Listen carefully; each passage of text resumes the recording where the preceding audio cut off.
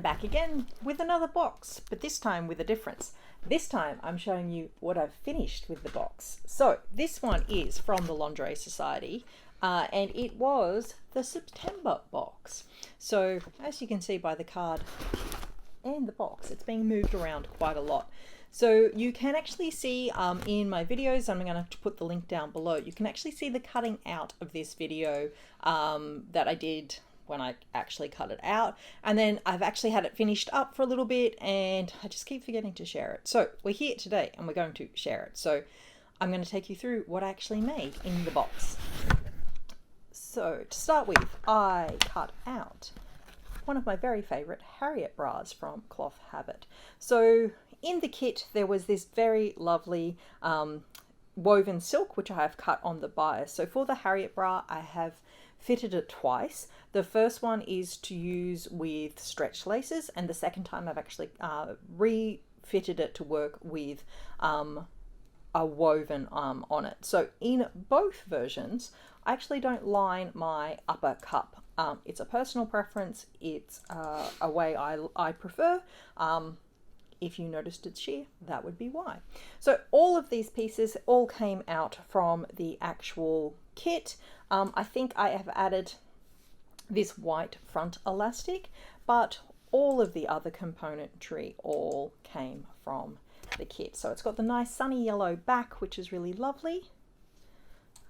But yeah, everything else part of the kit. So make number one, Harriet bra by Cloth Habit. And I'm going to try and add all of the links below to all of the patterns. Next up, I was trying out a new to me pattern, working out my sizing and my cups, and whenever I do that I like to follow exactly as the pattern maker has set out in their instructions so that I can learn their theory behind things work. So this is the Boylston bra, and I hope I've said that correctly. If there's any one out there who can correct me on that name, please let me know. From Orange Lingerie. I've made it without the foam. I am personally not a fan of foam for me. I don't need anything extra. I'm fine without it. So this is my first time making this one. It's really lovely to put together. I quite like the extended fabric straps. I like the shape of it. It's really cute. I have added the white strap elastic from the stash for this one, and the white picot elastic and the backs, because the kits only come with one back, and I have made multiple bras this time, so I have added in a few extras from my stash. Again, it has the cute yellow power mesh in the back. It's super sweet. I loved making it, and it doesn't fit. The cups are pretty close. I think I would like to tweak them a little bit more. I think I need a little bit of a dart out on one of the sections. But the band is nowhere near close, like nowhere near. It's so small. So what I am kind of thinking I'm doing is, like, do I add an extender to it so that I can try it on and double check my cup sizing? But I think what I actually might do is go back to the cup sizing and then try a different band size entirely. And that's just one of those things that when you're learning a different person's sizing, you go by what they say and then you work with it. So yeah, nothing wrong with it, it just doesn't fit. So that's okay, and I expect that to happen with new to me bras sometimes. So it'll be interesting to know whether when I get the band, whether I can change my cup sizing or how it all works. So yeah, but otherwise very, very cute bra. Next up is the Hannah bralette from Studio Costura. I think that's right. I have added my own fold over to this, as well as my neon orange strapping. Everything else fabric wise is from the kit. Again, I have added some extra white elastic from my stash. Opposite problem of the last one. This one is too big. I am between, so they brought out a new sizing break for this actual bralette. If I make the larger size of the smaller bracket, it is too small. If I make the smaller size of the bigger bracket, it is too big. So clearly I'm right in the middle there. And I wanted to make this one as a sample, and I will just, use it for the classes I teach on how to make bras at Bobbin and Ink. So it doesn't bother me that it doesn't fit, and it was a great way to just try it again, see how it works. But yeah, it's really cute. I really like it. I really like this shape. Weirdly enough, when I wear this shape, it looks terrible on, but in to look at, I think it's a great shape. So again, that was the Hannah bralette from Studio Costura. From those, I then went into using up some of the lace. So I think from memory in this kit, we had the printed silk, the orange shiny lycra, we had the white mesh, the yellow power mesh, and we had some lace as well. So I've used the lace to make up the Adrian bra from Queens of Suburbia. So unfortunately, Queen of Suburbia is currently on hiatus, and so you can't actually get to their website, and they no longer have this pattern for sale. If they ever come back from hiatus, run, do not walk to buy this pattern, because I love it. It's so good. It's a balconette bra. On this one, I have raised the edging ever so slightly just to take more advantage of the ruffled cup, which means that where my elastic's sewn is actually the edge of the cup, and it's caused a little bit more ruffling when it's off. When it's on the body, it sits completely flat. So I've used the lace from the kit and the lining that was in the kit. I have added my own elastic, my own straps, and my own back closure from the stash to build up this one. But it's super sweet. I really like it. Yeah, in terms of a balconette, it's a really fantastic fit. So what I was thinking was like, oh, this is really cute. I'm going to make a matching set.